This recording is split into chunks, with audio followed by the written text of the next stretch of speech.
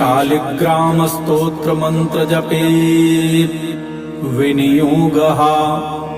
युधिष्ठिर उवाच श्रीदेवदेव देवेश देवतार्चनमुत्तमम् तत्सर्वं श्रोतुमिच्छामि ब्रूहि मे पुरुषोत्तमा। श्रीभगवान् उवाच गण्डक्यां चोत्तरे तीरे गिरिराजस्य दक्षिणे 10 योजन विस्तीर्णा महाक्षेत्रवसुन्धरा।